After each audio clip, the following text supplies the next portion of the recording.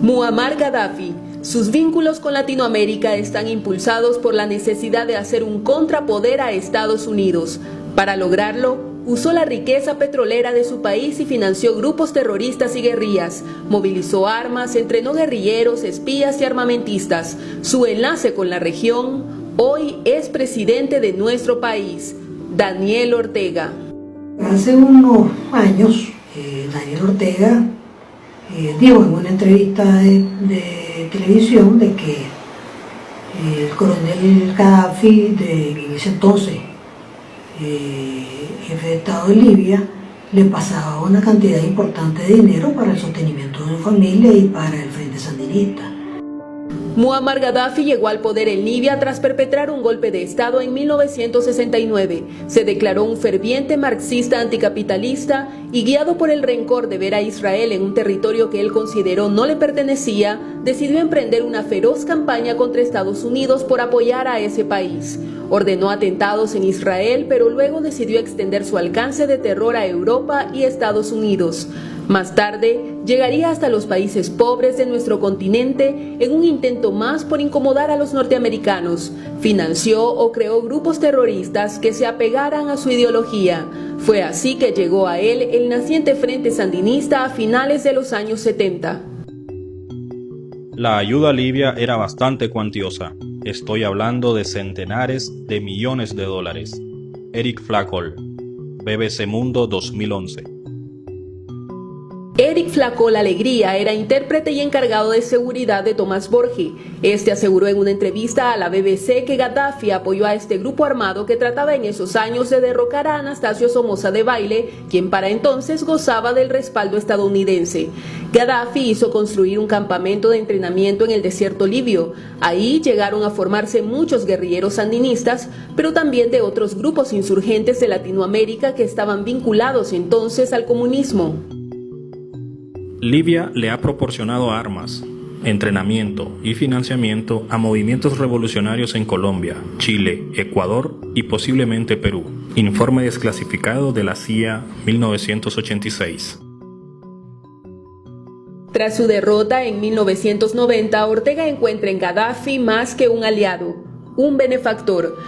Fue gracias a su generosa ayuda que Daniel Ortega logró sobrevivir los duros años de oposición. Así lo cuenta Soy la América Ortega Murillo, hijastra del mandatario. En ese momento, Daniel Ortega empieza a hacer viajes, no viajes cortos como los que hacía cuando estaba en la presidencia, sino hace viajes prolongados, permanece por semanas en Trípoli y efectivamente existió una cooperación económica. Soy la América asegura que aunque el FSLN de alguna manera había acumulado un patrimonio para generar recursos y seguir sosteniéndose, la estrategia de Ortega era, más que mantener al Frente Sandinista, mantener su perfil personal alto y seguir sintiéndose un líder indiscutible. Eso tenía un precio que él no podía pagar, pero Gaddafi sí. A mí me parece, y es lo que también se evidencia con el tema de investigaciones sobre la piñata, por ejemplo, a nivel del partido existían algunas inversiones básicas, pero era a partir de algunas empresas que evidentemente no eran capaces de sostener lo que significaba gobernar desde abajo. Eso fue lo que precisamente permitió que Daniel Ortega generara en torno a sí mismo un equipo financiero que, contando con la colaboración expresa del mundo árabe y de Gaddafi, respaldaran este tipo de acciones. En los años 70, el dinero de Gaddafi se usaba para armas, atentados y el sostenimiento de algunos guerrilleros, incluyendo el mismo Ortega. Pero en los años 90, el dinero era destinado para desestabilizar al país. Si nosotros recordamos la capacidad movilizativa que continuaba teniendo el Frente Sandinista en términos de actos de masa y también el alto costo que tenía generar protestas a nivel nacional, inclusive huelgas de transporte, caravanas de transporte, y el financiamiento de los movimientos sociales que participaban en estas protestas, el entonces llamado FNT o la cooperativa Parrales Vallejos y otro número de fuerzas políticas, de movimientos sociales afines al sandinismo, eran financiados directamente por personeros de Daniel Ortega. Si vamos a los archivos de nuestra historia, podremos darnos cuenta que Ortega aparece negociando con todos los presidentes que ha tenido el país desde que él abandonó la presidencia en 1990. Eso se debe a que siempre tuvo la capacidad de orquestar protestas violentas y paralizar al país, con lo cual logró que todos los gobiernos cedieran a sus pretensiones. Ese poder político fue consecuencia del poder económico que su benefactor árabe le otorgó por décadas. Pero Ortega no solo tenía como meta operar en Nicaragua. Las filtraciones de Wikileaks revelaron que Ortega era el enlace entre Libia y los grupos guerrilleros de Latinoamérica. Esta madrugada, durante una operación combinada de la Fuerza Aérea, el Ejército y la Policía, fue abatido Raúl Reyes, el número 2 de esa organización subversiva. En el año 2000, el líder de las Fuerzas Armadas Revolucionarias de Colombia, Raúl Reyes, fue apresado y su computadora incautada. En ella se encontraron varios correos electrónicos en los que éste pide a Gaddafi $100 millones para comprar armas. Otro correo revela que Reyes envió una comunicación a otro guerrillero informándole la respuesta de Trípoli. Los libios nos han dicho que la responsabilidad política de las operaciones de Libia en la región están a manos de Ortega. Raúl Reyes, Wikileaks, año 2000. Esa información es confirmada por el exguerrillero sandinista y hoy disidente Moisés Hassan, de origen palestino. En una oportunidad, Gaddafi quería enviar un lote de armas al M-19 en Colombia. No había relación entre Libia y Colombia, pero entre Libia y Nicaragua sí. Entonces la decisión que tomaron, todo esto contado por el propio embajador libio, que todavía era embajador en ese momento, triangular, mandemos las armas a Nicaragua y Nicaragua puede tener más facilidades para hacerlas llegar a Colombia.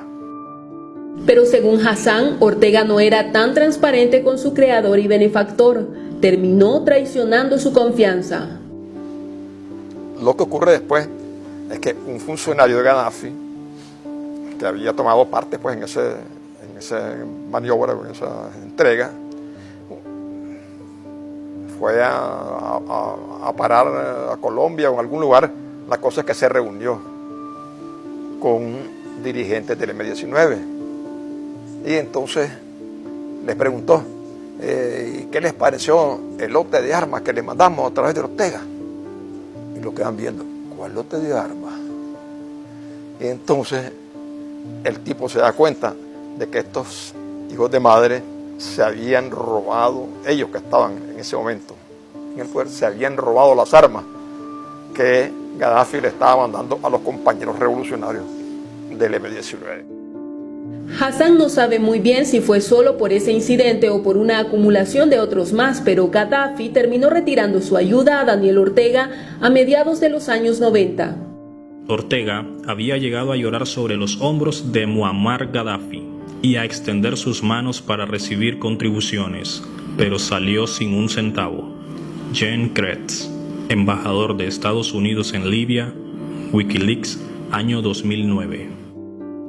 De cualquier manera, Ortega se sintió en deuda con Gaddafi. Después de todo, lo que es y lo que tiene se lo debe en gran medida a su financiamiento. El sobrino del líder libio, enviado en los 80 a Nicaragua, ha recibido muchos buenos tratos por parte de Daniel Ortega. Un sobrino de Gaddafi, llamado Mohamed Lastar, ha sido nombrado en distintos cargos de la administración de Ortega, del régimen de Ortega, uno como un asesor, un secretario personal en la presidencia, y luego ha sido nombrado embajador en Egipto, en Kuwait y en distintos países del Medio Oriente. Pues no sé si eso pagará favores a la familia Gaddafi pero este Mohamed Lastar fue incluso nacionalizado y ha ejercido cargos relevantes y de mucha cercanía al círculo íntimo de poder de la familia Ortega Murillo. Gaddafi murió a manos de pobladores enardecidos el 20 de octubre de 2011. Su gobierno de terror terminó tras 42 años de poder, pero su nefasta influencia en Latinoamérica sigue presente en grupos guerrilleros y terroristas que aún no terminan de extinguirse.